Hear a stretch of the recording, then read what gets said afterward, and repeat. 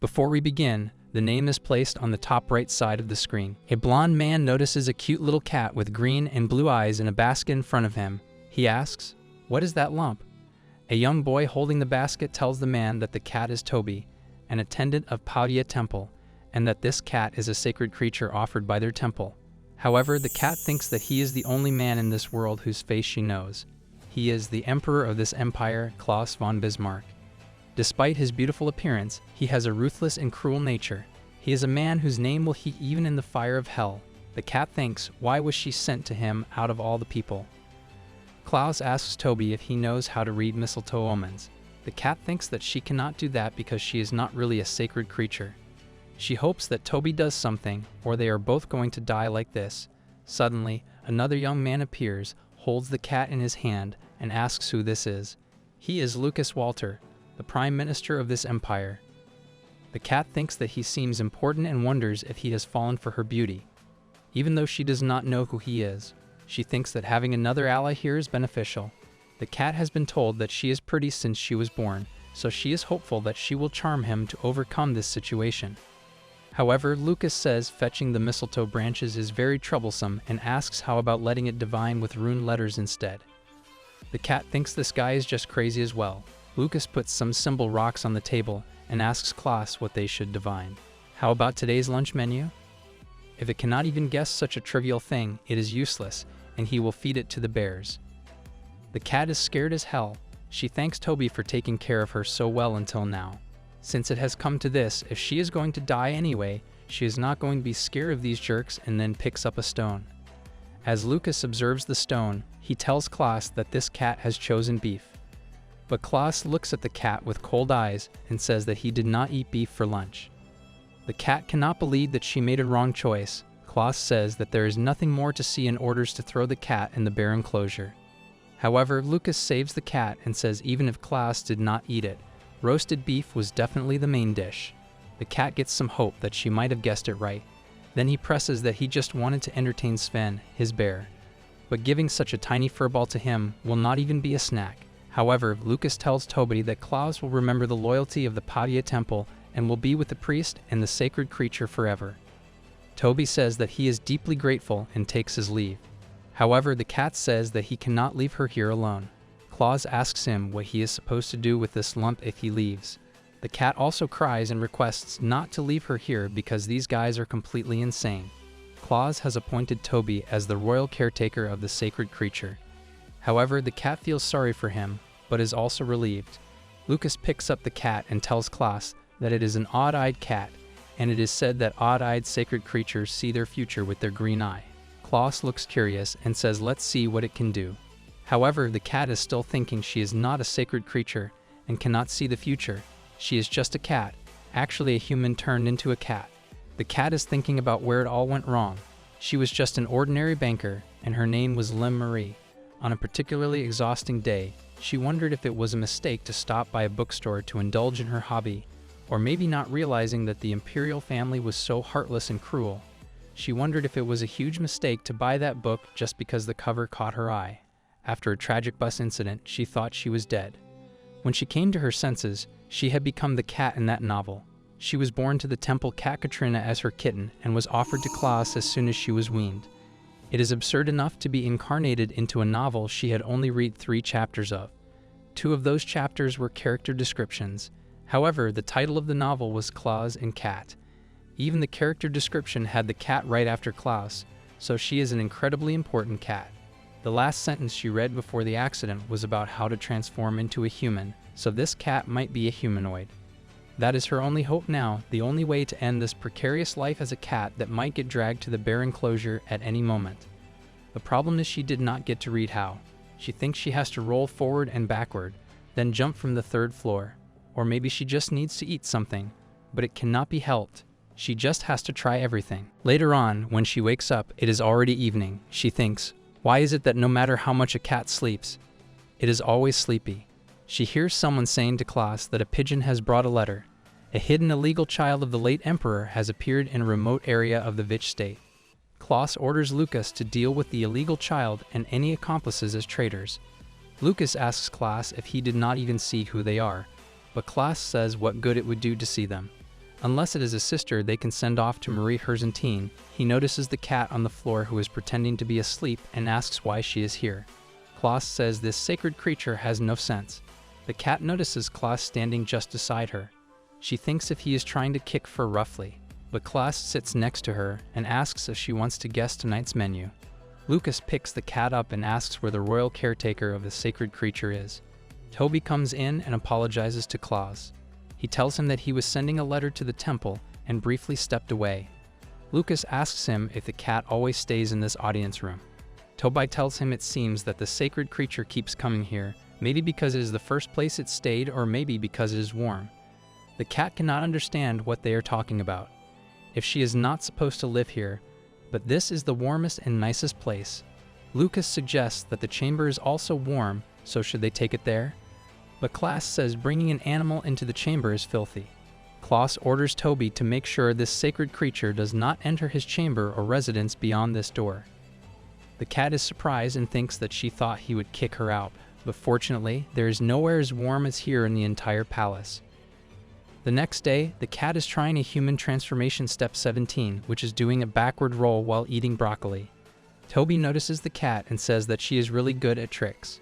However, the cat is disappointed that it is another failure. She looks out of the window and notices that there are people outside today.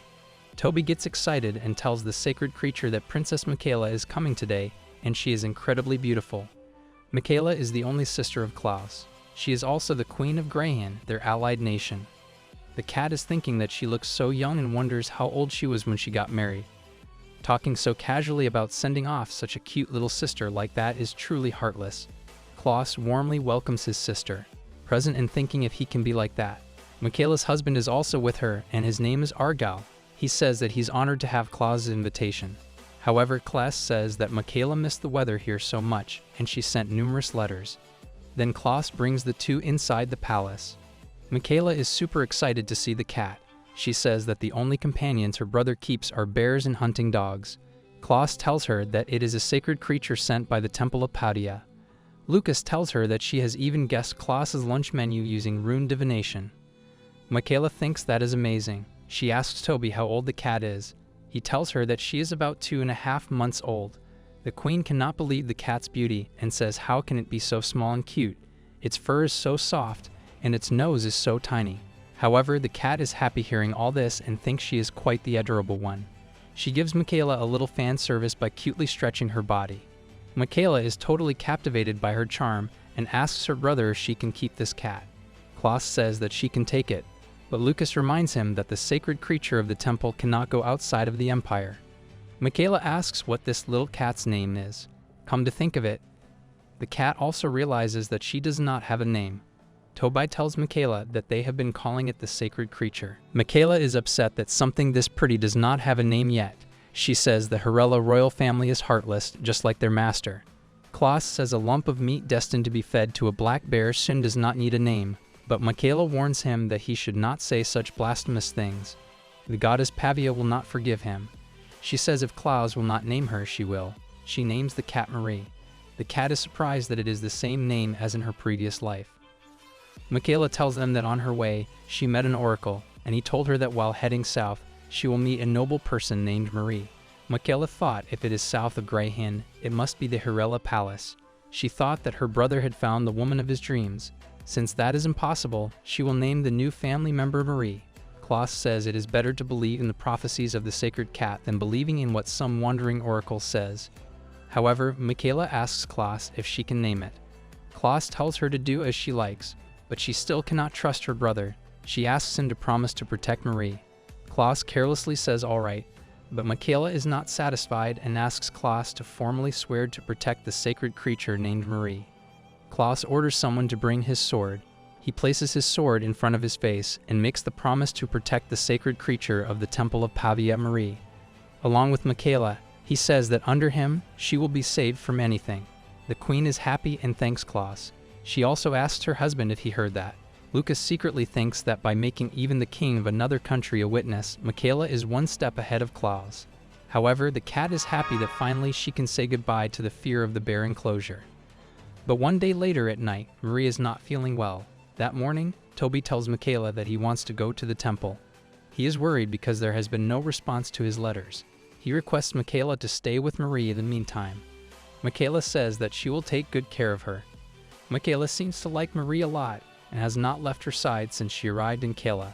Hearing this, Toby feels relieved and leaves for the temple immediately. Michaela takes Marie to the royal dining table. Marie is happy to see all the amazing food and thinks there is such a variety that she can quickly find the food that will turn her into a human. She tries to take some fish, but Klaus asks Michaela to put her down. No matter how sacred she is, she cannot share their table. Michaela puts Marie down and says that she will share some of her food with her. Michaela keeps feeding the cat from under the table, but Klaus asks her to stop feeding her and says that he cannot tell if it is a cat or a pig. Marie is so upset to hear that and thinks if he thinks she is eating because she wants to. But the truth is she has no choice if she wants to become a human. A servant brings today's dessert, chef bread as chocolate. Michaela says it is her favorite and she missed it so much, even in her country. Marie thinks it was her favorite food as a human. Michaela asks Marie if she wants some chocolate as well and gives her a few pieces. Marie thinks this is the best chocolate she has ever had. Lucas just notices that she has given Marie chocolate and tells her that it is dangerous for cats to eat chocolate. Klaus asks Argel if his queen will break her promise after just one day. But Marie has already eaten all of the chocolate and she seems fine for now. Marie is also thinking that probably Lucas is overreacting, and after all, she is a human. What could happen from a few pieces of chocolate? Back to the present time, Marie has a sore stomach. She thinks that she is going to die like this. Suddenly, Klaus comes and asks who dares to sneak into his quarters. Then he notices that it is Marie. Marie vomits out the piece of chocolate. Michaela is upset and thinks that it is all her fault. She did not know that she cannot give chocolate to cats. Argel tries to comfort her and says that they have made her throw up everything she ate, so she will be fine soon. Marie is watching all this with her blurred vision and thinks that Lucas was right. Klaus is scolding the doctor and says if something happens to this sacred creature, he will not be saved either. Marie cannot believe that Klaus is getting angry to save her. Klaus clarifies that he swore to protect this sacred creature. Moreover, if something happens to her while the attendant is away, how could he face the temple? Marie gets up, and Lucas excitedly tells everyone that she is awake. Everyone runs to Marie except Klaus. After the doctor leaves, Klaus says that it is pathetic that a so-called sacred creature cannot even take care of its own life. However, Lucas says that asking Klaus for help when she was sick is pretty smart to him. Marie thinks that if she knew it was Klaus's room, she wouldn't have gone there. Klaus says until she recovers, he will allow her to stay in his quarters. The next morning, when she wakes up in Klaus's home, he asks if she must be thrilled. After that incident, Klaus just became a bit kinder. He even checked on her to see if she was alright. However, Marie thinks that the book calls him a tyrant and a bloody emperor, but maybe he is not really like that. Michaela comes into Klaus's room and angrily asks Klaus if he has imprisoned Toby.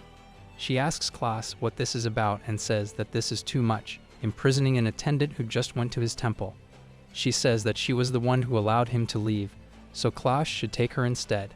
However, Klaus says if she were not the Queen of Greyhin, he would have done so, and she should be quiet and leave. Just then, Lucas comes in and tells Michaela that there must be a reason for this.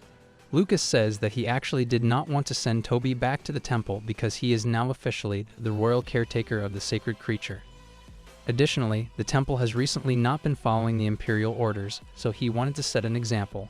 They needed a caretaker for Marie, so they used imprisonment as an excuse. Michaela says that Klaus should have told her if he had such a reason.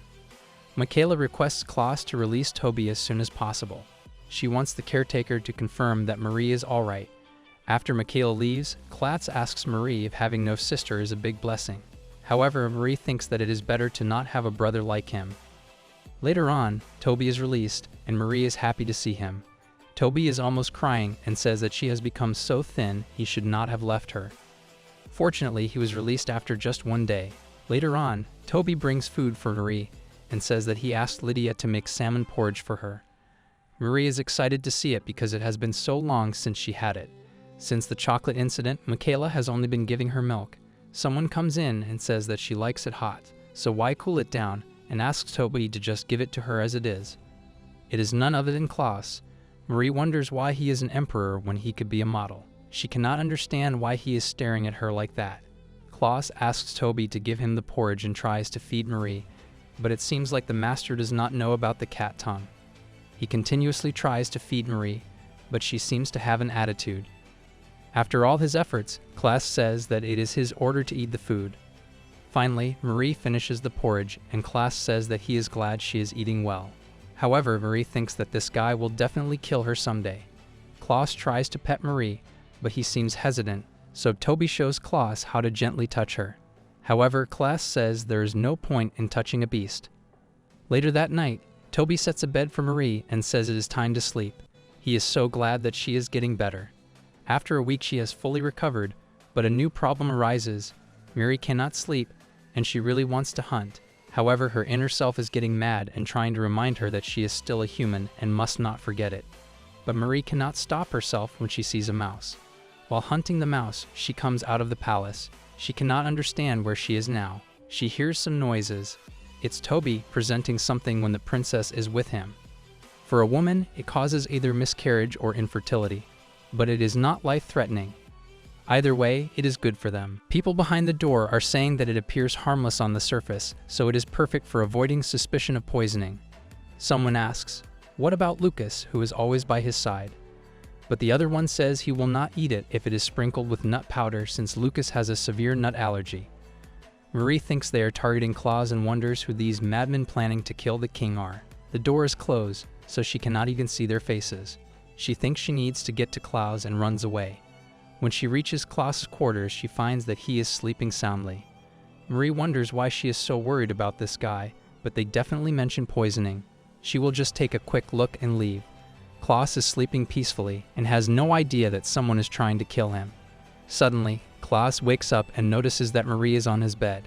Marie thinks she needs to run, but instead Klaus carries her in his hands and asks if she is in pain somewhere. Marie shakes her head. Klaus asks Marie if she can understand what he is saying. However, he ignores that and puts the cat on the bed, then falls asleep once again. Marie cannot believe how an emperor can be so careless. She has no choice but to protect him as he swore to protect her. This concern is out of loyalty. The next morning, Michaela asks Marie if she slept well, but Marie does not come to her because this is not the right time for all this. She sits next to Klaus. Lucas laughs and says that they even shared a bed last night. How come they got so close so quickly? Klaus tries to explain that she came early in the morning and he did not turn her away because he was worried she might get sick again. Marie is very serious, but she finishes all her food.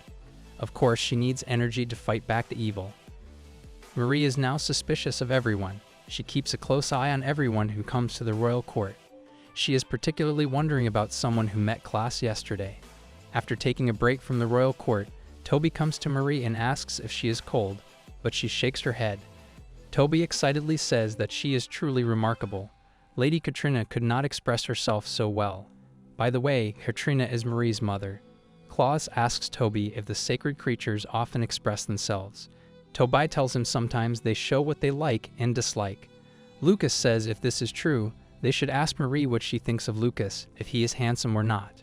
She takes a minute to look at him properly. He has a pleasant appearance, a smart mind, broad shoulders, and long legs. Of course, he is handsome, so she nods her head. Lucas gets happy and says, as expected of a sacred creature, she has a keen eye. However, Klaus is not very happy with this judgment and asks what is handsome about that pale face. He says it is because Lucas has not seen the sun. He is always locked up from morning till night doing Klaus's work. Anyway, Klaus says that this lump has no taste. Lucas also gets annoyed and says they should ask Marie which one of them is more handsome. He asks Marie to raise her right paw for Klaus and left for Lucas. Marie cannot believe they are being serious. She takes a moment to analyze both of their faces and then raises her right paw, because she only has one life, and secondly, it is true that Klaus is more handsome. Klaus feels extremely happy and orders to give Marie the finest grilled salmon tonight. The next day, when Marie wakes up, Klaus is already gone. Marie thinks he must be out hunting again. It has been quiet for days, and she wonders if the voice she heard that night was just a dream. But it was definitely real. The only hint about the poisoning is food with nuts, and there is too little to go on. She cannot just stand by and do nothing. For now, she will keep an eye on Michaela while Klaus is away. Michaela is having a nice tea time when guards inform her that the sacred creature is here. Michaela asks Marie how she got there and if Toby brought her. Toby says that he just followed her and ended up here. Michaela cannot believe that Marie has memorized the layout of the palace and starts kissing her. Meanwhile, someone interrupts their moment and says this must be the famous sacred cat. She is a young girl with red hair and asks Michaela if she can hold Marie. However, Marie is automatically on alert. Michaela says that this is her dear friend, Princess Emma Schmidt. She came to the capital from the Vish estate in the Schmidt territory to see her. Now Marie understands who she is and calms down. Emma is surprised and says that it seems like she understands what they are talking about. Michaela proudly says, of course, she is very smart. However, Emma asks Michaela if she has heard the news that the princess of the Elves Empire is gathering a huge amount of gold coins and jewels as a dowry for his majesty. They believe that after all their enmity toward their empire, now they want to Marie. They have caused so much struggle for Klaus' army and still have not learned. Marie wonders where Els is and if they have a bad relationship with Keela. Maybe that's why the threat was from there. Emma says that might be true, but a strategic alliance could be formed. Michaela does not say anything and just looks at her. Emma asks Michaela why she is looking at her like this. Michaela says it seems like Emma still has a crush on her brother. But Emma tries to brush it off and says it is just typical admiration that young girls have. Michaela says she is the only daughter of Duke Schmidt and is the closest to becoming an empress. Michaela says that she will arrange for her to sit next to His Majesty at the dinner. However, Marie thinks having a crush on Klaus is such a peculiar taste. But she is relieved that at least she will not try to poison him. A pretty and sweet girl like that, if she is with Klaus, they must suit each other. But thinking about it makes Marie uncomfortable, and she thinks that she might be hungry. Later on, at the dinner table, Emma is very nervous. She is wondering what if she makes a mistake in front of Klaus. Michaela advises her to just be herself. Klaus and Lucas arrive for dinner, but Lucas does not look very happy. He must have been dragged out for a morning hunt. Michaela welcomes them and thanks Klaus for allowing Lady Schmidt to join them today. Emma greets Klaus with respect.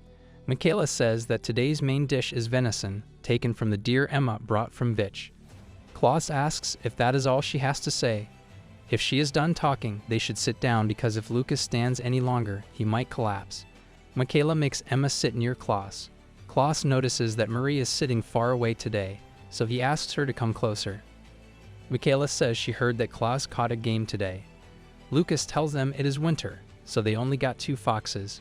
Michaela appreciates it and says catching 2 in this cold weather is impressive. She asks Emma if it is true, and she also acknowledges and says it is truly impressive. She also asks Klaus if, as winter deepens, he will move the royal court to Lula Palace near Vitch. The late emperor always moved there around this time. Klaus gets angry and says, "Since when does a mere lady comment on Klaus' residence?" Emma apologizes and says that Vichy is warmer and there are still plenty of game. However, Klaus does not accept her apology and says she overstepped. Lucas thinks talking about the late emperor in front of Klaus is not a good idea. However, Marie thinks she just invited him to the state and got scolded like that. She thinks Klaus has no manners. Suddenly, an old man comes with a serving tray and says that dessert is ready. It is a fancy drink poured into some silver wine glasses. Lucas refuses to drink it, and Marie is alert from that moment. She thinks, could it be the Chamberlain, the one from the voice she heard a few days ago? Moreover, the old man is very suspicious. Marie thinks that Klaus should not drink it. What should she do? If she scratches him, they will kill her, so she needs to think of another way. Just as Klaus is about to drink, she jumps and pushes the glass on the floor. Everyone is shocked. Michaela's glass is also spilled, and she tries to stand up hastily. Marie thinks it is a good thing that Michaela's drink is spilled too, so there are no more worries. Toby holds Marie in his hands and apologizes, saying that the sacred creature is still young and wanted to play a prank. He begs for mercy. However, Lucas says it is his fault for failing to properly manage the sacred creature, so he will punish him later for this. For now, he must confine himself to his quarters with the sacred creature. Marie feels guilty that she did not think about Toby. She tries to apologize. Back in his quarters, Toby asks Marie why she did that. They both will not be safe. Marie tries to apologize once again. Toby says that Lucas is right. It is his fault for failing to properly discipline her, so he will accept his punishment and leaves the room. Marie tries to call him back, scratching at the door, but there is no response. Suddenly, she hears the footsteps of someone coming. She wonders if Toby has come back safely, but it is the old man, the Chamberlain. He tries to catch Marie, but she dodges him easily. He gets frustrated and says if it was not for her, Klaus would have drunk that liquor. Now it is confirmed that the Chamberlain is the culprit. Marie realizes that Emma did not drink the milk and Lucas refused the milk because of his nut allergy. It would have naturally left just two of them drinking. The Chamberlain is a noble and Klaus's closest aide. She cannot understand why he does such things. The Chamberlain leaves the room and says he will make an excuse for His Majesty. He asks Marie if she realizes that because of her actions today, Toby was blamed and left without his belongings. He suggests that before she ends up like that boy, it would be best for her to run away. Marie cannot believe that Toby was driven out. He was just a kind boy trying to take care of her. How could everyone know and still easily kick him out like this? She does not believe the Chamberlain's words. She has to find out if Toby has really been kicked out. Marie thinks to clear Toby's name, she has to prove the Chamberlain is the culprit. She cannot testify as a cat, so what should she do? Klaus will just get angry if she goes to him. She needs to gather evidence, so she starts with the kitchen. It seems like no one is around here, but the light is on. Marie looks for anything that could be used as evidence, and she notices that a young girl is standing right above her. Marie wondered how she ended up here. The young girl recognized Marie and asked what brought her to such a hidden corner. Meanwhile, Marie was on alert mode. The young girl asked why she was looking at her like that, stating she wasn't suspicious. She introduced herself as Lydia, a new maid in the kitchen, running a secret errand for the Chamberlain. Nervous since it was her first important task, Lydia explained that with Marie here, she was excited to do her best. However, Marie thought the Chamberlain might be targeting Klaus and his sister with this secret errand. She found it suspicious and decided she needed to see what was going on. Lydia opened a sack of strange fruits. Marie noticed nuts and milk, with a suspicious fruit in the middle. She quickly understood they were planning another poisoning attempt. She couldn't stop it the same way as before. Marie thought there must be another way to intervene without endangering Lydia, as the Chamberlain would punish her if something went wrong. Marie accidentally knocked over the pestle and mortar Lydia was using to pound the fruits. Lydia didn't know what to do next, as the Chamberlain had stressed the importance of the task, and this was all she had. If he found out something went wrong, he would be furious. Marie thought it was fortunate that it spilled, but Lydia would still get scolded. She wondered how she could help and suggested using another fruit that looked similar enough that they wouldn't notice the difference. A blueberry-like fruit. Lydia was hesitant, saying they might notice if she used a different fruit, as the sacred creature was so small. Eventually, she managed to complete the task somehow and asked Marie to keep the day's events a secret between them. The next afternoon, a maid came asking if anyone had seen the sacred creature. She had been missing since the evening before, and they were searching for her. Marie was hiding in the kitchen and thought that if they were making such a big deal about finding her, they must still be angry with her. Feeling responsible for everyone's worry, she decided to come out of her hiding place. The maid recognized her and took her to see the Majesty and the princess, as they were desperately looking for her.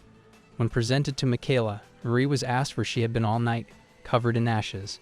The maid explained she had been seen spending the night in the corner of the kitchen. Michaela realized the Chamberlain had been telling the truth. Without the sacred creature's caretaker, no one had paid attention to her. Marie shouted that Toby was innocent, blaming the Chamberlain instead. Klaus scolded her for raising her voice, unable to see how everyone had struggled because of her. He insisted she wasn't the sacred creature, but a troublemaker. Marie was disappointed, thinking she had tried to protect him. She wished she could speak. Klaus decided to let it slide this time, but warned her it must not happen again, emphasizing the importance of avoiding such mistakes in the future. Later that night, Marie sat alone on the stairs, feeling a mix of worry and confusion as she wondered what she should do next, since she couldn't clear Toby's name without speaking. Klaus, noticing her absence and sensing her distress, came looking for her, driven by a sense of responsibility and concern. Marie wondered why he was seeking her out when she hadn't caused trouble. Feeling a bit puzzled by his unexpected attention, Klaus reassured her with a calm and gentle demeanor, picked her up, and asked if she planned to make everyone worry again, his voice filled with a mix of concern and affection. He insisted she stay where they could see her, saying it was safest by the sun's side, a place where she could be protected and cared for. He hugged Marie tightly, and in that moment she realized Klaus had been worried about her as well. Klaus is having dinner with Michaela, Lucas, and Emma. He gave Marie a huge piece of unsalted cheese to eat. She advised her not to eat anything and get sick again. Marie is surprised at how all the food here is so melt-in-your-mouth delicious. Michaela says it is nice to see Klaus and Marie getting along so well. Klaus says it is just to prevent her from causing more chaos in the palace. Michaela asks Klaus what he will do about the position of the sacred creature's caretaker. Michaela says she will soon return to Greyhin, and he cannot keep Marie by his side forever. Klaus says that Lucas is looking into it, but they have not found anyone suitable because they cannot appoint anyone in haste. Michaela suggests, what about Emma? She is a noble lady with proper manners and education, so she can take care of Marie with great attention and teach her as well. She has also met Marie a few times, so they should be comfortable with each other. However, Marie thinks she is not very comfortable and would rather be alone. Emma asks Klaus if she can. Klaus says it seems suitable to him, but Marie thinks if it is not Toby, she does not want anyone. Michaela cannot believe it and asks if he is really allowing it. Lucas says nothing is better than seeing the kitty comfortable. Michaela says to Emma that she trusts her to take care of Marie. Emma also affirms that she will do her best to take care of the sacred creature. Klaus says since the meal is over, he orders to bring the dessert, and once again, the Chamberlain has served the milk liqueur. Marie hopes that it is the one Lydia made. Klaus drinks the whole glass, and nothing happens. Later at night, the cat is sleeping with Klaus, but she is feeling uneasy. Klaus seems fine, but the Chamberlain even comes to check on the room. If he realizes that the liquor is not poisoned, he would harm Lydia. So Marie gets up and decides to check on her because she is worried. Marie wonders if she is in the kitchen today. On her way, Marie hears some voices and follows them. The Chamberlain is scolding Lydia, but she says that she followed the recipe he provided. The Chamberlain gets frustrated and orders Lydia to make this recipe again, and says that he will pay her extra to keep her mouth shut and gives her a bag of those suspicious fruits. He says if she fails again, she will be thrown out of the castle and lose her mother. She has no other choice but to follow his orders. As she is about to pick up the gold coin, Marie comes to her and touches her hand as if she is trying to ask Lydia if she is okay. Lydia picks Marie up and puts her in her lap and asks what she should do. Lydia comes to her room and she is crying continuously. However, Marie thinks that she tried to handle it alone, but is back to square one. If she acts without thinking, Lydia will be in danger, and the Chamberlain will get away scot-free. She needs a fundamental solution. Dashak says to Marie that he must be angry because she did not complete the task properly. He emphasizes that it is important and she messed it up. But when the Chamberlain said that, she seemed quite resilient. What did he mean by that? She asks Marie if she should do as he says. She is afraid something will go wrong because of this, but then she thinks about what the Chamberlain said. If she fails again, she will be thrown out of the castle and lose her mother. So she decides that she will make it and think about it later. But Marie picks up the sack of poisoned fruit and takes it with her. Lydia tries to follow her and asks Marie to give it back. If she doesn't have it, he is going to be in big trouble. But Marie runs away, thinking that she took the drink's main ingredient. Who can she ask for help? If she takes it straight to Klaus, Lydia will be in trouble.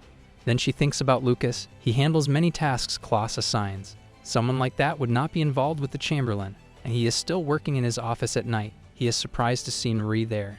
She is confident that Lucas can handle this if she gives him the sack of fruits. Lucas gets happy and thinks that she brought them for him to eat. But Marie tries to explain that it is not it, and that this is not a joke. So Lucas comes up with a solution and asks Marie to put her paw on his hand if he is right. He starts investigating and asks Marie if this is related to the action she has taken recently. Marie confirms that it is right. The next question Lucas asks is if no one should eat this fruit. Marie also confirms this by putting her paw on his hand. Lucas keeps the fruit in his pocket and says that he will investigate it later and appreciates Marie for bringing it here. Marie is glad that Lucas understands and hopes to resolve it quickly without anyone getting hurt. Then she goes back to the bedroom. She thinks that it is taking longer than expected and just hopes Klaus does not get angry as she climbs up the bed. The cat is happy that he is sleeping soundly but just tells Klaus the same. He told her not to wander too far and said that she took Klaus' order too lightly. Marie tries to explain herself, but Klaus is not in the mood to listen. Marie cannot believe that he is sulking because she did not listen. The next morning, when Klaus is working in his room, Michaela comes in and asks if she can have a moment. Klaus allows her to come in and asks if she is ready to leave. She says yes, but asks why he packs so much for her. It will not fit in the carriage, and Argyll will be surprised to see all this. But Klaus says that it is the reduced amount. He asks Michaela if her husband has arrived safely because he left in a hurry. Michaela says yes, and that he is waiting for her. so Klaus asks what the real reason she is here is. Michaela says that she has brought a gift for Marie, a cute little cardigan. She shows it to Marie and asks if she likes it. But when she notices Marie, she gets worried and asks if she is not feeling well and why she looks like that. Klaus tries to explain that maybe she did not sleep well. However, Marie thinks that she did not sleep a wink trying to calm him down. She does not even have the energy to be angry. Michaela says it seems that Marie had a tiring night. A voice says indeed, what could a tiny creature be up to all night? Later at night, Marie comes to see Lydia because she was worried about her after she left like that yesterday. She is wondering if taking the fruit made her lose her mind. She was just trying to help. However, Lydia says that after she suddenly left yesterday, the Chamberlain came and surprised her. He told her to handle the fruit and even gave her a gold coin as a reward for her hard work. Lydia says that she thought she got involved in something bad, but it turned out fine. However, Marie is wondering if he has stopped poisoning. Why did he suddenly stop the plan? She cannot understand that. Marie is still wondering what his real plan is. Stopping the plan just as Michaela is leading makes her wonder if Michaela was the original target, or if Lucas already resolved the issue. She does not know who the target was or why it started. At least it seems like they can breathe easy for now. She will finally be able to sleep peacefully for a while. A few days later, in front of the palace, Michaela is ready to leave. She hugs Marie and advises her to stay healthy and asks Emma to take good care of her. She says goodbye to her brother, and after her carriage leaves, Klaus orders to let go of the meeting now. However, he is thinking that even if she lacks knowledge, she will dedicate herself to the task that was given to her. Klaus pets Marie and says he will be back soon, so she must behave herself while he is gone. However, Marie is sad and wonders when she will get to see Michaela again. She is also worried if Toby is doing well. As soon as they enter the palace, Emma gives Marie to the servant and asks why Klaus smiles at that. She orders 2 of the maids to take care of Marie from now on. It will be an important link between her and Klaus. 2 days after Michaela left, Emma is enjoying a great tea time while the servants are trying to keep Marie happy. Emma notices that Marie is not eating her snacks today. She says to the servant that pleasing Marie is not easy, but she must know that if anything goes wrong, she will not be saved either. However, Marie is thinking it seems harder to please Emma than to please her. As soon as she hears that Klaus has come back from the hunt, she picks up Marie and says, "Let's go to greet His Majesty." Emma's actions after that were even more shocking, using Marie as an excuse to walk beside Klaus and trying to play with Marie in front of him. Klaus firmly believes that Emma demonstrates a remarkable ability to handle the sacred creature, exhibiting a natural affinity that impresses him. Lucas concurs, noting that the sacred creature appears exceptionally content in Emma's presence. In stark contrast, Marie holds a completely different opinion. She perceives Emma's interaction with the creature as nothing more than a calculated attempt to win Klaus's favor. Marie feels that Emma shows no genuine happiness with the creature and views it merely as a tool for manipulation. As soon as Klaus leaves, Emma immediately hands the creature back to the servant, expressing her relief at being rid of it. She confides that she only keeps the creature to please His Majesty and feels an urgent need to wash herself afterward. Marie, observing this, suspects that Emma harbors no real affection for the creature and contemplates whether she should have pleaded with Michaela to bring back Toby instead. This stark contrast in their perceptions underscores the complexities and tensions underlying their relationships. After Emma washes up, the maids attend to her hair while she leisurely sips wine, savoring a rare moment of relaxation. Suddenly, a guard arrives to retrieve the sacred creature, explaining that His Majesty prefers to sleep with it. Emma seizes this opportunity to present herself in a new light to Klaus. She asks the guard to wait and declares that she will personally deliver the creature to His Majesty tonight. Upon reaching Klaus's bedroom, the guard announces Emma's arrival with the sacred creature. Klaus, engrossed in his work, allows them to enter without looking up, instructing Emma to leave the creature and depart. Emma tries to engage him in conversation, commenting on his late-night workload and suggesting that having a consort to care for him during such times would be beneficial. Klaus responds coldly, questioning her audacity in offering him advice. Disheartened, Emma takes her leave. Klaus then states that he has never permitted women in his bedroom and instructs Marie to come alone next time, noting the late hour and suggesting they both get some rest. Marie wonders if Klaus's aversion to women would persist if she became human and ponders whether he would still want her around as she transformed into a woman. A few days later, while strolling in Klaus's garden, a young girl inquires of Emma whether she has been seeing His Majesty often and asks how he is, questioning if he is as cold as rumored. Despite recalling their last encounter, Emma lies without hesitation, asserting that he is always kind to her and suggesting that the rumors are unfounded. Later, Lydia arrives with a basket of fish, and Emma notices Lydia making eye contact with Marie. Furious, she calls Lydia over and reprimands her sharply, saying, "How dare you make eye contact with the sacred creature?" Lydia kneels down in front of them and asks for apologies. She says that it was thoughtless of her. The sacred creature is so beautiful that she could not help it. Emma says since she is kneeling and apologizing, she will let it slide this time. But does fish smell this bad even when it is frozen? Then she asks the bunch of noble ladies she has invited to come along. However, Marie is thinking that taking out her frustration on a child because she is in a bad mood makes her a horrible person. Marie wishes she could speak. She feels sorry that she cannot help Lydia. Inside the grand and ornate palace, Emma and all her companions formally greet Klaus with a sense of reverence. Marie comes running toward Klaus with urgency. Klaus, noticing her haste, inquires what the matter is. Emma, attempting to defuse the situation, claims that it appears the sacred creature desires to remain by His Majesty's side.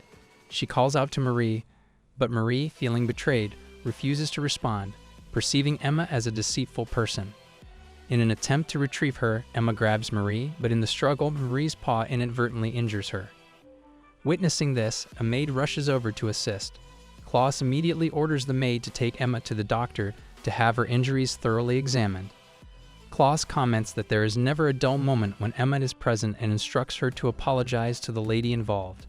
Due to an imminent meeting, Klaus entrusts the Chamberlain with the care of the sacred creature and the responsibility of checking on Emma's condition. The Chamberlain, following his orders, visits Emma. He inquires about her well-being, and Emma reassures him that it is merely a scratch and should not leave any lasting scars. The Chamberlain informs her that he was directed to bring Marie to her, but points out that this incident has successfully captured Klaus's attention. He emphasizes the significance of Emma's role, stressing that she must win Klaus's heart and ascend to the position of Empress to strengthen their family's influence. Marie, now more aware of the situation, realizes that both Emma and the Chamberlain are relatives, and that their intervention in the poisoning plot was not just due to Michaela's departure, but also because they saw an opportunity to exploit Emma's connection with the inner circle of the family. Emma acknowledges that achieving their goal will require her to use Marie, despite the challenges. The Chamberlain advises her to coax the sacred creature gently. However, as Emma attempts to hold Marie, the cat bites the Chamberlain and escapes. The Chamberlain warns that losing the sacred creature would result in significant trouble for them. But now Marie understands everything. It was all the Chamberlain's plan to seize power. The conniving Chamberlain informs the guards that the sacred creature has escaped and orders that everyone should search for her. Marie is convinced they are already chasing her, so she has to hide immediately. She finds a hiding place inside a nearby carriage. Marie is in shock and cannot believe that they are trying to make Emma Empress for their own gain. However, she recalls Emma saying that she likes Klaus. Marie wonders if it could all have been an elaborate act and questions if all her feelings for Klaus are a lie too. She realizes she needs to tell Klaus about this, but how can she do that? She cannot even speak, let alone transform into a human. Marie worries if someone else might get hurt because of her situation. She thinks that there is no time to hesitate, and she decides resolutely that she is going to find Klaus. As she tries to emerge from the carriage, she notices that she is far away from the palace and thinks to herself that this is a very bad situation.